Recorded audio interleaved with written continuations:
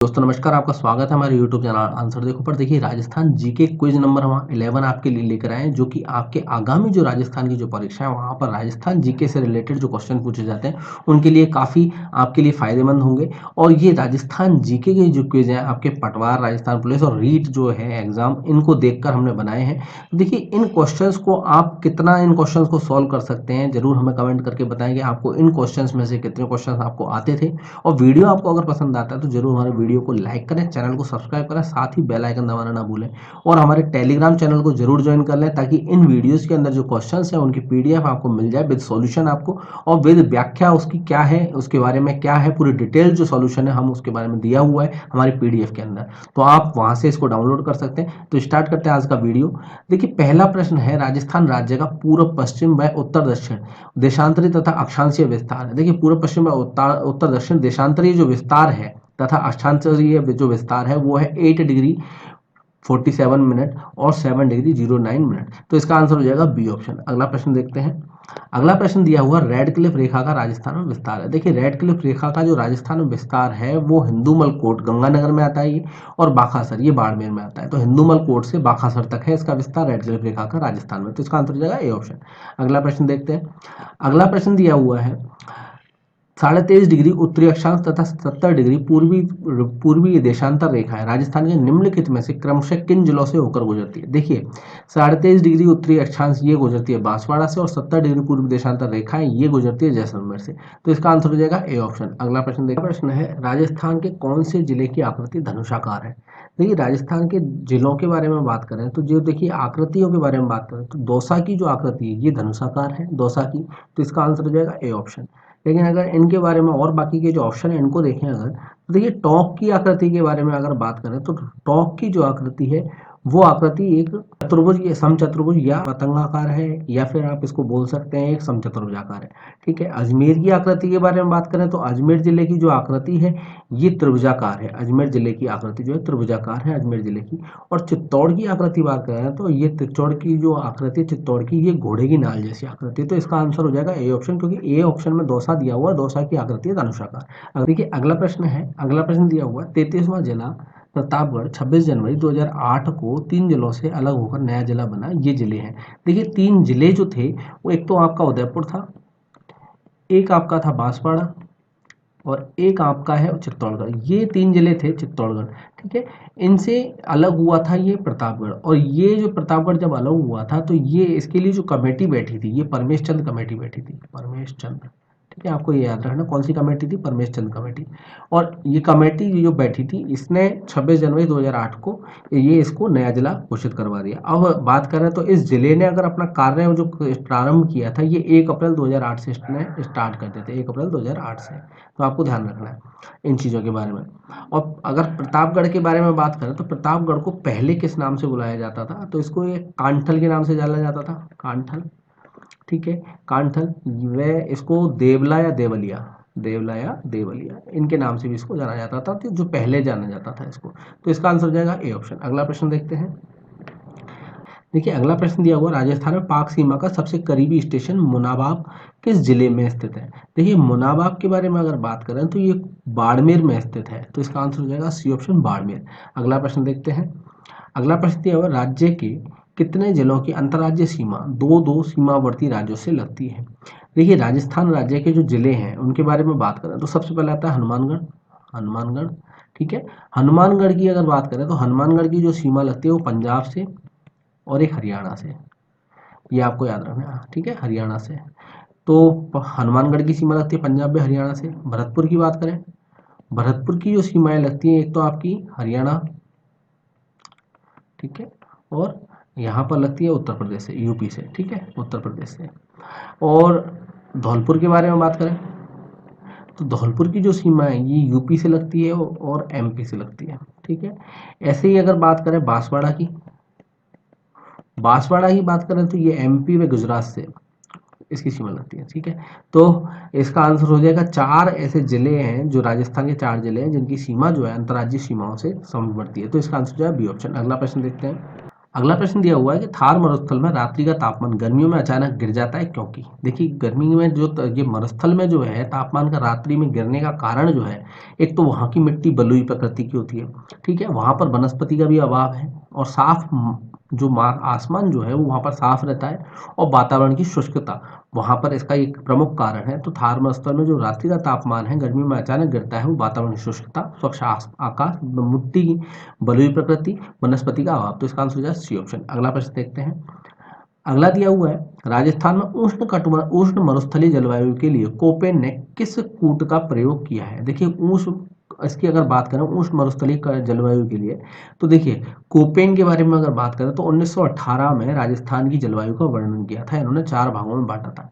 4 भागों में बांटा था। तो इन्होंने जो पहला जो इसका है एडब्ल्यू, तो ये उष्ण कटिबंधीय, इसका मतलब होता है एडब्ल्यू का मतलब होता है उष्ण कटिबंधीय आर्द्र जलवायु प्रदेश, ठीक है? एडब्ल्यू का मतलब होता है। बीएस एच डब्ल्यू का होता है, बी एस एच डब्ल्यू का मतलब होता है अर्ध शुष्क जलवायु प्रदेश। और बी डब्ल्यू एच जो है, बी डब्ल्यू एच का मतलब होता है शुष्क उष्ण मरुस्थलीय जलवायु प्रदेश। तो इसका आंसर हो जाएगा C option, B W H W. तो इसका मतलब होता है शुष्क उष्ण मरुस्थलीय जलवायु प्रदेश, ठीक है? और सी डब्ल्यू जी का जो अर्थ होता है, सी डब्ल्यू जी का जो अर्थ होता है वो होता है शुष्क शीत जलवायु प्रदेश। तो अपना आंसर हो जाएगा सी ऑप्शन, क्योंकि इसी का अर्थ होता है बी डब्ल्यू एच डब्ल्यू, इसका अर्थ होता है उष्ण मरुस्थलीय जलवायु प्रदेश। तो इसका आंसर हो जाएगा बी सी ऑप्शन। अगला प्रश्न देखते हैं। अगला प्रश्न दिया हुआ है राजस्थान की जलवायु दशाओं के संबंध में निम्न में से कौन सा कथन सत्य है? पहला दिया हुआ है राजस्थान की जलवायु दशाएं तापमान और वर्षा की चरम सीमाओं से युक्त है, ठीक है? अब ये कथन सत्य पूछ रहा है, तो राजस्थान की जलवायु दशाएं तापमान और वर्षा की चरम सीमाओं से युक्त है, बिल्कुल सही है। राज्य की जलवायु उष्ण शुष्क प्रकार की है, ये बिल्कुल गलत है। राज्य में वर्षा की मात्रा दक्षिण पूर्व से उत्तर पश्चिम की ओर बढ़ती जाती है, ये भी गलत है। राज्य की जलवायु उष्ण आर्द्र प्रकार की है, ये भी गलत है। तो इसका आंसर हो जाएगा ए ऑप्शन। अगला प्रश्न देखते हैं। अगला प्रश्न दिया हुआ है, एक चित्र दिया हुआ है आपको राजस्थान का। उक्त मानचित्र में आपको बताना है कि जो कोपेन के जलवायु प्रदेश हैं उनमें फर्स्ट, सेकंड, थर्ड और फोर्थ के नाम से इसने इंगित किया हुआ है। अब इसमें आपको बताना है कि कौन सा क्रम इसमें सही है। तो देखिए इस फर्स्ट, सेकंड, थर्ड और फोर्थ के बारे में बात करें तो देखिए इसमें दिया हुआ है सबसे पहले ये जो एरिया दे रखा है ये है आपका बी डब्ल्यू एच डब्ल्यू। तो ये आपका जो एरिया है ये कहलाएगा आपका बी डब्ल्यू एच डब्ल्यू और ये होगा शुष्क शुष्क उष्ण मरुस्थलीय जलवायु, ठीक है? ये हो जाएगा। तो इसमें अगर जिलों के बारे में बात करें तो देखिए इसमें जो आते हैं ये उत्तर पश्चिमी जोधपुर आता है, इसमें जैसलमेर आएगा, पश्चिमी बीकानेर आएगा और गंगानगर आएगा।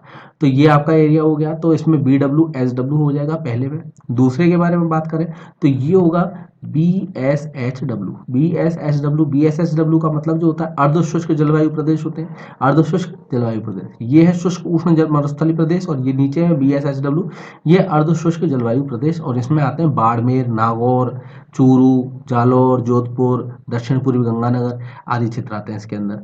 तो ये हो जाएगा बी एस एच डब्ल्यू। तो अपना आंसर जो है ये B W H W, B S H W, तो ए ऑप्शन हो जाएगा। अब आगे देखते हैं तीसरे नंबर पे आपका सी डब्ल्यू जी। तो सी डब्ल्यू जी जो है इसका मतलब था शुष्क शीत जलवायु प्रदेश, शुष्क शीत जलवायु प्रदेश जो तीसरे नंबर पे है सी डब्ल्यू जी। तो ये हो जाएगा शुष्क शीत जलवायु प्रदेश। इसमें आते हैं आपके देखिए अरावली पर्वत के जो आते हैं और के दक्षिणी पूर्वी तथा पूर्वी पठार इसमें आ जाएंगे और इसमें हाड़ौती, मेवात और डांग क्षेत्र ये आ जाएंगे इसके अंदर। और ये फोर्थ नंबर पे जो है ये आ जाएगा ए डब्ल्यू। और ए डब्ल्यू का मतलब होता है उष्ण कटिबंधीय आर्द्र जलवायु प्रदेश, जिसमें डूंगरपुर है आपका, डूंगरपुर के दक्षिण में तथा बांसवाड़ा जिला, इस तरीके के एरिया आते हैं। तो इसका आंसर हो जाएगा ए ऑप्शन। अगला प्रश्न देखते हैं। अगला प्रश्न है राजस्थान में बहुधा सूखा एवं अकाल पड़ने का आधारभूत कारण है। देखिए जो सूखा और जो अकाल पड़ता है उसका कारण है अरावली का जो अरावली जो श्रृंखला है, ये अरावली पर्वतमाला है, इसका दक्षिण पश्चिम से उत्तर पूर्व की ओर प्रसार है इसका प्रमुख कारण। तो इसका आंसर हो जाएगा ए ऑप्शन। अगला प्रश्न देखते हैं। अगला प्रश्न है, देखिए अगला प्रश्न है रायकृष्ण जी के अनुसार राजस्थानी चित्रकला का उद्भव किस अपभ्रंश से, किस शैली के प्रभाव द्वारा 15वीं सदी में हुआ माना जाता है? देखिए इनके अनुसार अगर बात करें तो गुजरात एवं मेवाड़ में जो कश्मीरी शैली है उसके प्रभाव इसमें माना जाता है। तो 15वीं सदी में इसका प्रभाव माना गया। तो इसका आंसर हो जाएगा ए ऑप्शन। अगला प्रश्न देखते हैं। अगला प्रश्न दे रखा है मेवाड़ राज्य राजस्थानी चित्रकला का सबसे प्राचीन केंद्र माना जाता है, जा सकता है। तो बताइए मेवाड़ शैली में राणा जगत सिंह काली प्रमुख दो चित्रकारों प्रमुख दो चित्रकारों के नाम कौन कौन से हैं जिन्होंने मेवाड़ शैली को एक अच्छी शैली को चित्र से लिखा गौरव प्राप्त करवाया? तो देखिए, तो इसमें जो है एक तो है आपके मनोहर और एक है आपके शहाबुद्दीन। तो इसका आंसर हो जाएगा सी ऑप्शन, शहाबुद्दीन और मनोहर। अगला प्रश्न देखते हैं। अगला प्रश्न दे रखा है, मंदिर स्थापत्य की भूमिज शैली किस स्थापत्य शैली की उपशैली है? देखिए, ये मंदिर स्थापत्य की जो भूमिज शैली है ये नागर शैली जो है उसकी उपशैली है। तो इसका आंसर हो जाएगा ए ऑप्शन। अगला प्रश्न देखते हैं। अगला प्रश्न दे रखा है, रतन जोत की कृषि राजस्थान के किस संभाग में की जाती है? देखिए, राजस्थान के जो संभाग है वो उदयपुर संभाग है जिसमें रतन जोत की कृषि की जाती है। तो इसका आंसर हो जाएगा सी ऑप्शन। देखिए, रतन जोत जो है इसकी जो राजस्थान सरकार ने इसको खेती करने के लिए अनुमति दी है और इससे रतन जोत के द्वारा बायोडीजल बनाया जा रहा है। तो इसीलिए इसकी खेती की जा रही है और ये की जा रही है कहाँ पर? उदयपुर संभाग में। तो इसका आंसर हो जाएगा सी ऑप्शन। अगला प्रश्न देखते हैं। अगला प्रश्न है, सौर ऊर्जा उपक्रम क्षेत्र सेज संबंधित है जिलों से, किस जिलों से संबंधित है? तो देखिए, सेज जो है संबंधित, ये एक तो है आपका बाड़मेर, एक आपका जैसलमेर और एक है आपका जोधपुर। तो इनसे संबंधित है सेज। तो सौर ऊर्जा उपक्रम है ये, जहां पर ज्यादा तेज धूप पड़ रही है वहीं पर है। तो ये जोधपुर, बाड़मेर और जैसलमेर। तो इसका आंसर हो जाएगा बी ऑप्शन। अगला प्रश्न देखते हैं। किससे युगांडा का सर्वोच्च नागरिक पुरस्कार गोल्डन जुबली मेडल सिविलियन प्रदान किया गया? देखिए, जो युगांडा का जो सर्वोच्च पुरस्कार है वो है गोल्डन जुबली मेडल सिविलियन। तो ये प्रदान किया गया है। देखिए, ये प्रदान जो किया गया है ये राजेश चपलोत को किया गया है। तो इसका आंसर हो जाएगा ए ऑप्शन। राजेश चपलोत को जो ये पुरस्कार दिया गया है वो इसका कारण प्रमुख ये है कि ये भारतीय अनिवासी हैं। एक तो सबसे पहली बात तो ये एनआरआई हैं भारतीय और ये व्यवसायी हैं। और इनका जो है प्रमुख क्षेत्र जो है, इन्होंने ये भारत और युगांडा के बीच में जो व्यापारिक संवाद है उसको क्रिएट करने में इनका योगदान रहा है, बहुत ही महत्वपूर्ण योगदान रहा है। ठीक है, तो इसीलिए इसको इनको तो राजेश चटलोत को जो गोल्डन जुबली मेडल सिविलियन प्रदान किया गया है ये युगांडा सरकार द्वारा किया गया है। तो इसका आंसर हो जाएगा ए ऑप्शन। अगला प्रश्न देखते हैं। अगला प्रश्न है, हाल ही में किस व्यक्ति को महाराणा मेवाड़ सम्मान 2020 से सम्मानित किया गया है? देखिए, जो अनंत विजय हैं इनको इसमें जो महाराणा मेवाड़ सम्मान पुरस्कार से सम्मानित किया गया है। तो इसका आंसर हो जाएगा ए ऑप्शन। और ये जो है अनंत विजय, ये दैनिक जागरण के एसोसिएट एडिटर हैं, ये एसोसिएट एडिटर हैं और इनको पत्रकारिता के क्षेत्र में इनको इसका उत्कृष्ट ये पत्रकारिता के लिए इनको महाराणा मेवाड़ सम्मान से सम्मानित किया गया है। तो इसका आंसर हो जाएगा ए ऑप्शन। अगला प्रश्न देखते हैं।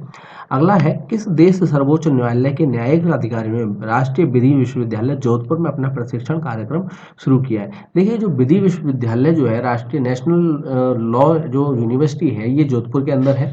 और ये यहाँ पर जो जो दूसरा देश जो है ये सर्वोच्च न्यायालय का न्यायिक अधिकारी हैं वो नेपाल देश के हैं। उनको यहाँ पर प्रशिक्षण कार्यक्रम शुरू करने का किया गया है इनका। तो इसका आंसर हो जाएगा बी ऑप्शन। इन्होंने की अगर बात करें तो इन्होंने 30 न्यायिक जो अधिकारी हैं जो पहले बैच का 7 दिवसीय प्रबंधन प्रशिक्षण कार्यक्रम में राजस्थान के विधि जो राष्ट्रीय विधि विश्वविद्यालय वहां पर इन्होंने भाग लिया है। तो इसका आंसर हो जाएगा बी ऑप्शन। ठीक है, अगला प्रश्न देखते हैं। अगला प्रश्न जो दे रखा है, लोकसभा स्पीकर ओम बिरला द्वारा गर्भवती महिलाओं के पोषण हेतु राजस्थान से आरंभ किए गए अभियान का क्या नाम है? देखिए, कुपोषण मुक्त भारत बनाने की दिशा में जो कोटा बूंदी जो संसदीय क्षेत्र है वहां पर इसकी कुपोषण मिटाने के लिए इस सुपोषित माँ अभियान को प्रारंभ किया गया है। तो इसका आंसर हो जाएगा बी ऑप्शन। कहाँ से स्टार्ट किया गया? कोटा से स्टार्ट किया गया है। ठीक है, लोकसभा स्पीकर ओम बिरला ने। अगर मुख्य अतिथि के बारे में बात करें तो जो अध्यक्ष हैं, मुख्य अतिथि के बारे में बात करें तो अध्यक्ष जो महिला एवं बाल विकास विभाग की केंद्रीय मंत्री जो है स्मृति ईरानी, इनको इसमें अध्यक्ष के रूप में बुलाया गया था। और इसमें जो अभियान के जो प्रथम चरण में 1000 गर्भवती महिलाओं को 17 केजी की, आपको ध्यान रखना है, 1000 गर्भवती महिलाओं को और 17 केजी की जो एक संतुलित आहार की जो किट थी तो वो 1000 किटें इनको प्रदान की गई थी और जिसमें 25 महिलाओं को प्रतीकात्मक रूप से मंच से किट प्रदान की गई। तो इसका आंसर हो जाएगा बी ऑप्शन। अगला प्रश्न देखते हैं। देखिए, अगला प्रश्न है, अगला प्रश्न दिया हुआ राजस्थान में बाजरे की कृषि का प्रमुख उत्पादन क्षेत्र है। देखिए, बाजरे की कृषि का जो प्रमुख उत्पादन क्षेत्र जो है वो है आपका पश्चिमी क्षेत्र। तो इसका आंसर हो जाएगा बी ऑप्शन, पश्चिमी क्षेत्र। अगला प्रश्न देखते हैं। देखिए, अगले प्रश्न में आपको सुमेलित करना है। यहाँ पर एक तरफ तो खनिज सूची दी हुई है, दूसरा उत्पादक जिला दिया हुआ है। तो कौन सी खनिज जो है किस जिले में उत्पादित की जाती है तो वो आपको बताना है यहाँ पर। ये अब इसमें कूट आपको दे रखे हैं वो आपको मिलान करना है। जैसे अगर बात करें वुल्फ्रेमाइट जो होता है ये नागौर में निकलता है। तो इसका हो जाएगा 4। बेरिलियम के बारे में बात करें तो ये उदयपुर में होता है। तो इसमें हो जाएगा 3। मैग्नीज की बात करें तो ये ये बांसवाड़ा में निकलता है, और बेंटोनाइट जो है ये बाड़मेर में निकलता है। तो 4 3 2 1 इसका आंसर हो जाएगा। तो इसका आंसर हो जाएगा बी ऑप्शन। अगला प्रश्न देखते हैं। देखिए अगला प्रश्न जो है इसमें दिया हुआ, तांबे के लिए प्रसिद्ध बनने वालों की ढाणी ढाणी राजस्थान के किस जिले में स्थित है? देखिए राजस्थान का जो जिला है वो है सीकर जिला। तो वहां पर तांबे की जो के लिए जो प्रसिद्ध है वो बनने वालों की ढाणी। तो ये इसका आंसर हो जाएगा ए ऑप्शन। अगला प्रश्न देखते हैं। अगला प्रश्न दिया हुआ है, थारी संस्कार किस आदिवासी जनजाति में प्रचलित है? देखिए थारी संस्कार जो है ये सहरिया जनजाति में प्रचलित है। तो इसका आंसर हो जाएगा बी ऑप्शन, सहरिया। अगला प्रश्न देखते हैं। अगला प्रश्न दे रखा है, मेले में जीवन साथी चुनने की परंपरा किस जनजाति में है? तो देखिए मेले में जो जीवन साथी जो चुना जाता है वो चुनते हैं गरसिया लोग। तो इसका आंसर हो जाएगा सी ऑप्शन। गरसिया जाति के जो लोग हैं ये जीवन साथी अपना मेले में चुनते हैं। तो इसका आंसर हो जाएगा सी ऑप्शन। ठीक है, अगला प्रश्न दिया हुआ है, राजस्थान में निम्नलिखित में से किस प्रकार के वन 75 से 110 सेमी औसत वार्षिक वर्षा वाले क्षेत्रों में पाए जाते हैं? देखिए ये जो वन है ये शुष्क सागवान वन होते हैं जो कि 75 सेमी से 110 सेमी औसत वार्षिक वर्षा वाले क्षेत्रों में पाए जाते हैं। तो इसका आंसर हो जाएगा डी ऑप्शन। अगला प्रश्न देखते हैं। अगला प्रश्न दे रखा है, राजस्थान से होकर जाने वाले सभी राष्ट्रीय राजमार्गों में कौन सा राजस्थान में सबसे लंबी दूरी का राजमार्ग है? तो राष्ट्रीय राजमार्ग की बात कर रहे हैं तो NH15 जो है ये सबसे लंबा राजमार्ग है। तो इसका आंसर हो जाएगा डी ऑप्शन। देखिए NH15 जो है ये जो निकलता है ये आगरा से निकलता है, भरतपुर से निकलता है, दौसा, जयपुर, सीकर, चूरू और बीकानेर होकर जाता है। तो ये NH15 रोड है, और इसकी अगर कुल लंबाई के बारे में बात करें तो ये 875 किलोमीटर लंबा है। तो इसका आंसर हो जाएगा डी ऑप्शन। अगला प्रश्न देखते हैं। देखिए अगला प्रश्न दे रखा है, गरासिया महिलाओं द्वारा किया जाने वाला वृत्ताकार नृत्य होता है। देखिए वृत्ताकार जो नृत्य है ये मांदल नृत्य है। तो इसका आंसर हो जाएगा ए ऑप्शन, मांदल नृत्य। अगला प्रश्न देखते हैं। अगला दे रखा है, सतुड़ी तीज का पर्व मनाया जाता है। देखिए सतुड़ी तीज का जो पर्व है ये मनाया जाता है भाद्रपद कृष्ण तृतीया को। तो इसका आंसर हो जाएगा बी ऑप्शन, भाद्रपद कृष्ण तृतीया को। तो धन्यवाद दोस्तों, ये था राजस्थान जीके का बहुत ही महत्वपूर्ण वीडियो आपके लिए। आगामी जो परीक्षा है आपके लिए काफ़ी इंपॉर्टेंट वीडियो है आगामी परीक्षा की दृष्टि से। और अगर आपको वीडियो पसंद आए तो जरूर हमारे चैनल को सब्सक्राइब कर लें, साथ ही बेल आइकन दबाएं, और वीडियो अगर पसंद आ रहा है तो उसे लाइक जरूर करें और इसे शेयर करें अपने फ्रेंड्स के साथ में। साथ ही हमारा टेलीग्राम चैनल जरूर ज्वाइन करें। धन्यवाद दोस्तों।